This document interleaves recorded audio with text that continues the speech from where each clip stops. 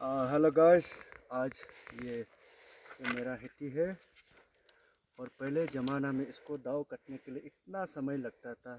इसलिए आजकल ये टेक्निकल चेंज का वजह से इसको एक दिन में कटता है। दाव होने से तो ये जगह को कितना बार कटना पड़ेगा।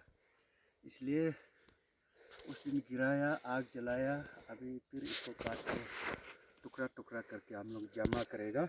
इसलिए इसको अभी हम स्टार्ट करके इसको कटेगा। हाँ,